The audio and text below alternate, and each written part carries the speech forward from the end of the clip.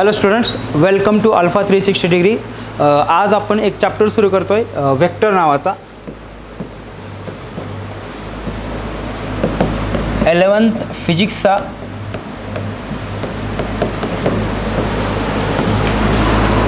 हा चॅप्टर पूर्ण फिजिक्ससाठी खूप इम्पॉर्टंट आहे. म्हणजे पूर्ण फिजिक्समध्ये आपल्याला ज्या ज्या ठिकाणी वेक्टर नावाची कन्सेप्ट भेटेल त्या प्रत्येक कन्सेप्टसाठी हा चॅप्टर आपल्याला खूप इम्पॉर्टंट असणार आहे. त्यामुळे हा चॅप्टर खूपच इम्पॉर्टंट आहे. याला थोडं आपण लक्षपूर्वक समजून घेऊयात. ठीक आहे. So what is vector quantity. ठीक आहे. त्या अगोदर आपण बघूयात की स्केलार क्वांटिटी काय असते. ठीक आहे. सो स्केलार क्वांटिटी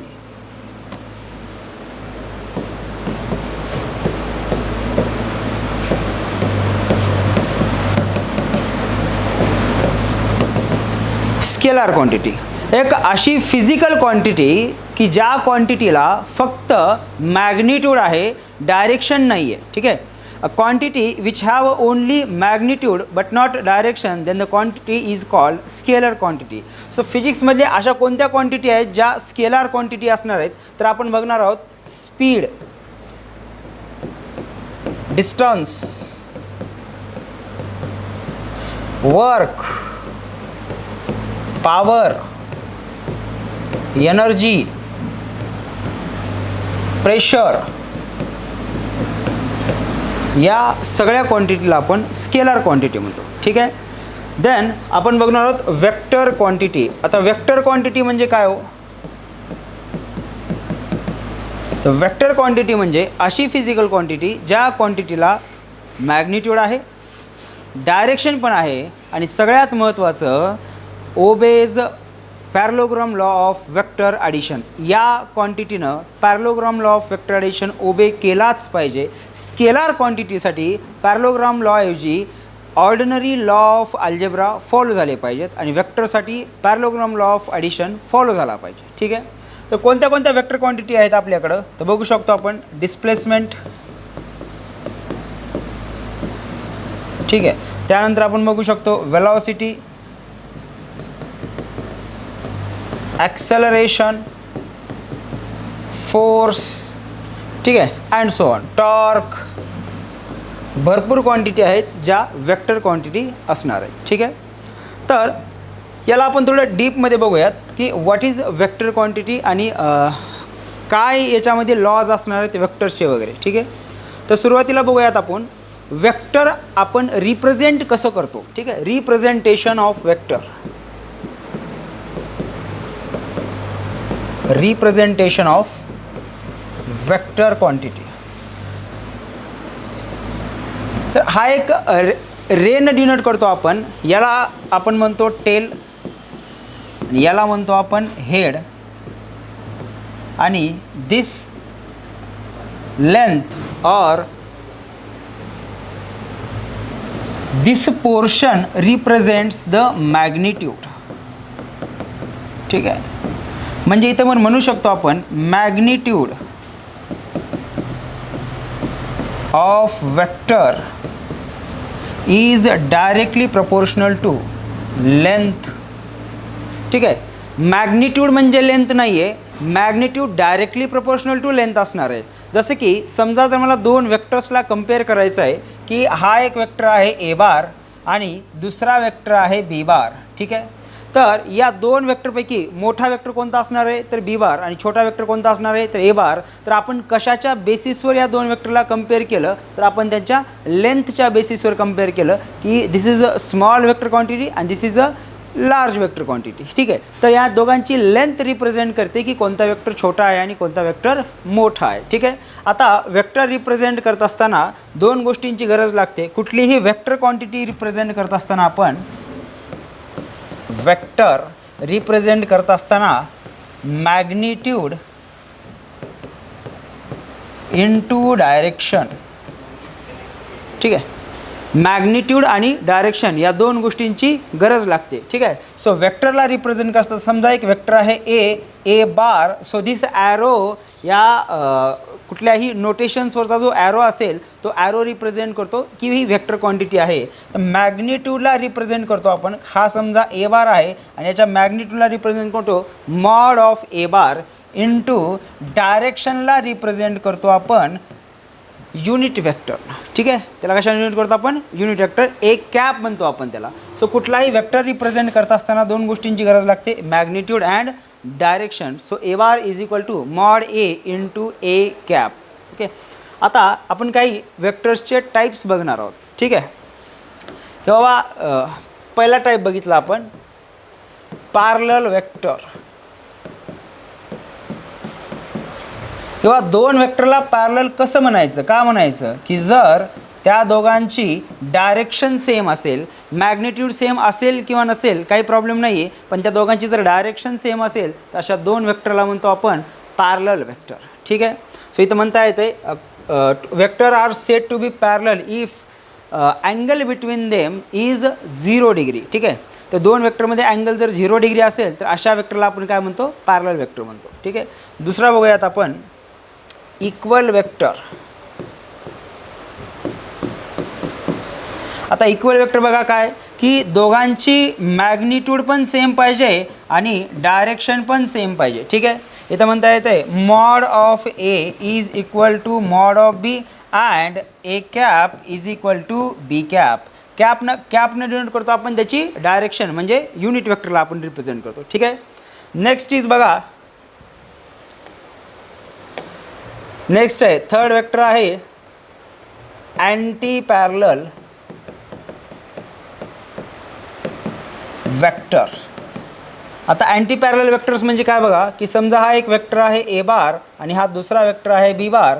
या दोघांमध्ये जो अँगल असणार आहे तो अँगल आहे 180 डिग्री, म्हणजे थिटा जो असेल तो जर 180 डिग्री असेल तर अशा दोन वेक्टरला काय म्हणतो आपण? Anti parallel vector. तर अँटी पॅरलल वेक्टरसाठी फक्त डायरेक्शन अपोजिट असणं महत्त्वाचं आहे. मॅग्निट्यूड इक्वल असेल किंवा नसेल काही प्रॉब्लेम नाही आहे. Next is negative vector. Negative vector, तर निगेटिव्ह म्हणजे काय बघा की असे वेक्टर ज्यांची डायरेक्शन अपोजिट आहे पण मॅग्निट्यूड सेम आहे. ठीक आहे, mod A is equal to mod B and A cap is equal to minus B cap. तर आपल्याला म्हणता येते A bar is equal to minus B bar. ठीक आहे, पाठीमाग बघितला असाल तर पॅरलल वेक्टरमध्ये इक्वल वेक्टरमध्ये काय बघा की दोघांचं मॅग्निट्यूड सेम आहे, दोघांची डायरेक्शन सेम आहे, तर आपण याला काय म्हणू शकलो असतो? A bar is equal to B bar.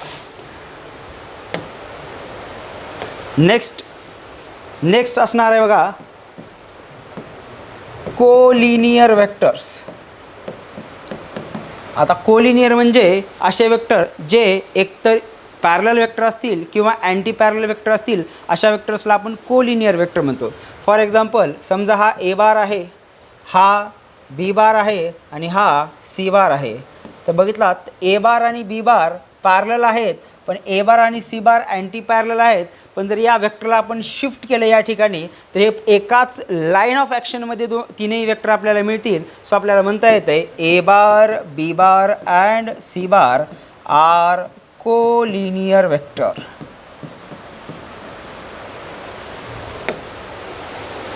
Next बघणार आहोत आपण कोप्लॅनर वेक्टर.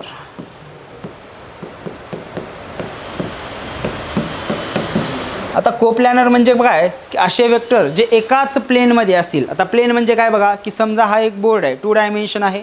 तर या 2 डायमेन्शनमध्ये जितके वेक्टर आपण ड्रॉ करू शकतो, फॉर एक्झाम्पल हा वेक्टर असणार आहे, हा वेक्टर असणार आहे, हा वेक्टर असणार आहे. समजा म्हणलं हा ए बार आहे, हा इकडे कुठेतरी बी बार आहे, हा इकडे कुठेतरी सी बार असेल. ठीक आहे, हा डी बार असेल.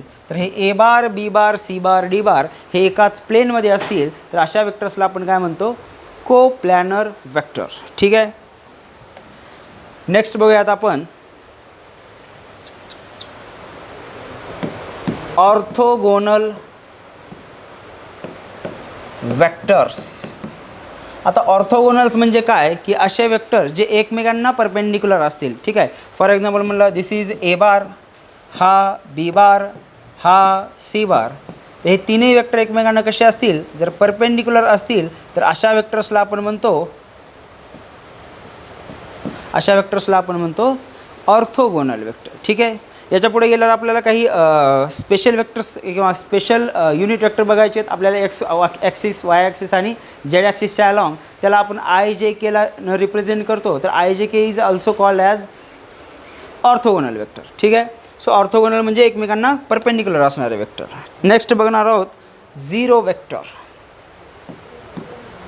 आता झिरो वेक्टरचा अर्थ असा होतो की a vector which has zero magnitude but arbitrary direction. अशी वेक्टर क्वांटिटी ज्याला मॅग्निट्यूड झिरो आहे पण त्याची डायरेक्शन कशी असेल, आर्बिटरी असेल, तर अशा वेक्टर्सला आपण म्हणतो झिरो वेक्टर. ठीक आहे. आता फॉर एक्झाम्पल समजून घ्यात की समजा हा असेल ए बार आणि हा असेल minus A bar.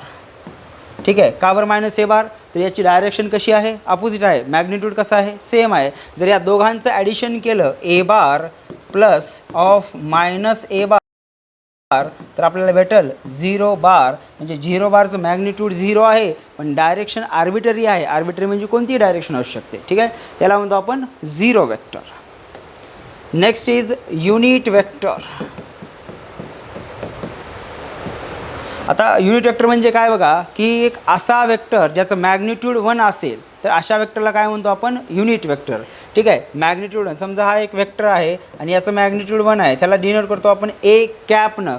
So mod of A cap is equal to काय म्हणतो आपण 1. तर अशी क्वांटिटी किंवा असा वेक्टर ज्याचं मॅग्निट्यूड 1 असेल अशा कुठल्याही वेक्टरला युनिट वेक्टर म्हटलं जातं. ठीक आहे. आता याच्यामध्ये आपण काही बेस युनिट वेक्टर बघणार आहोत. ठीक आहे. Base unit vectors. आता बेस युनिट वेक्टर म्हणजे काय बघा की इथून पुढं चलत असताना आपल्याला एक्स ॲक्सिस, वाय ॲक्सिस आणि झेड ॲक्सिस च्या रिप्रेझेंटेशनमध्ये आपल्याला कुठलाही वेक्टर रिप्रेझेंट करायचा असेल तर त्यावेळेस आपण काय करतो की एक्स ॲक्सिसच्या अलॉंग, वाय ॲक्सिसच्या अलॉंग आणि झेड ॲक्सिसच्या अलॉंग जे युनिट वेक्टर्स असतील. ठीक आहे. की समजा हा म्हणलं एक्स ॲक्सिस आहे, दिस इज वाय ॲक्सिस आहे, दिस इज झेड ॲक्सिस. तर यांच्या अलॉंग समजा म्हणला एक वेक्टर आहे ज्याचं मॅग्निट्यूड 1 असेल तर त्याला म्हणतो आपण unit vector along X axis, त्याला डिनोट करतो आपण I cap. Unit vector along Y axis त्याला आपण डिनोट करतो जे कॅप. आणि unit vector along Z axis त्याला डिनोट करतो आपण के कॅपनं. So I cap, J cap, K cap are base unit vectors along X axis, Y axis and Z axis. जर आपण पॉझिटिव्ह एक्सच्या अलॉंग जात असेल तर आपण प्लस आय कॅप म्हणतो आणि जर आपण निगेटिव्ह एक्सच्या अलॉंग जात असेल तर त्याचं नाव असेल मायनस आय कॅप. पॉझिटिव्ह वायच्या जात असेल तर जे कॅप आणि निगेटिव्ह वायच्या जात असेल तर minus J cap. Plus Z ॲक्सिसच्या अलॉंग जात असेल तर के कॅप आणि मायनस झेड ॲक्सिसच्या अलॉंग जात असेल तर मायनस के कॅपनं आपण डिनोट करतो त्याला. ठीक आहे. तर याला म्हणतो आपण बेस युनिट वेक्टर्स. नेक्स्ट त्यानंतर बघायचं आपल्याला angle between vectors. Angle between vectors. आता अँगल कसा फाइंड करायचा दोन वेक्टरमधला. ठीक आहे. समजा हा एक वेक्टर आहे ए बार आणि एक दुसरा वेक्टर आहे असा बी बार. ठीक आहे. तर वेक्टरला आपण पॅरलली शिफ्ट करू शकतो. पॅरलली शिफ्ट करू शकतो म्हणजे हा वेक्टर मी उचलून याला कुठेही दुसरीकडं त्याला ट्रान्सफर करू शकतो. तर त्याला आपण इथं transfer of vector is possible. जर आपण याला व्यवस्थित बघितलात तर या वेक्टरच्या टेलला, ठीक आहे, दिस इज टेल, या वेक्टरच्या टेलला जर ह्या वेक्टरची टेल टच केली हे अशी तर जो अँगल भेटतो this angle is called as angle between two vectors. ठीक आहे. आता समजा कधी कधी असं पण होऊ शकतं की समजा बाबा रे हा ए बार आहे पण या ए बारच्या हेडला बी बारची टेल आपण जॉईन केली. जसं की for example this is A bar and B bar. तर आता प्रॉब्लेम काय झाला बघा. आणि समजा आपल्याला हे अँगल दिला असेल. ठीक आहे. हा अँगल दिला असेल तर तो अँगल हा अँगल बिटवीन टू वेक्टर असणार आहे का, तर नसणार आहे. का, कारण त्याला आपण जॉईन करायला पाहिजे टेल टू टेल. सो आपण काय करतो, ज्या वेक्टरच्या हेडला टच केलेलं आहे त्या वेक्टरची आपण लाईन ऑफ ॲक्शन ड्रॉ करतो and this angle represents the angle between two vectors. So this called theta and this is also called theta. ठीक आहे. आता समजा दोन वेक्टरची, समजा हा ए बार आहे आणि हा बी बार आहे. ठीक आहे. हा ए बार आणि हा बी बार आहे. जर दोन वेक्टरची हेड एकमेकांना टच करत असतील तर this angle also called angle between two vector. So tail to tail connect होत असेल किंवा हेड टू हेड कनेक्ट होत असेल तर जो अँगल बनतो तो अँगल किती असेल, थिटा. याला म्हणतो आपण अँगल बिटवीन टू वेक्टर्स. आणि हा जो अँगल आहे हा मिनिमम आणि मॅक्सिमम 0 किंवा 0पेक्षा जास्त असू शकतो, 180 किंवा 180पेक्षा कमी असू शकतो. ठीक आहे. 0 डिग्री किंवा त्याच्यापेक्षा जास्त असेल आणि 180 डिग्री किंवा त्याच्यापेक्षा कमी असेल. आता फॉर एक्झाम्पल याच्यावर एक्झाम्पल जर बघितलं तर समजा आपल्याला म्हणलं की हा एक वेक्टर आहे ए बार आणि दिस इज वेक्टर बी बार आणि हा अँगल समजा दिला असेल आपल्याला 290 डिग्री. ठीक आहे. काय दिलं आपल्याला 290 डिग्री आणि आपल्याला विचारलं आहे फाइंड द अँगल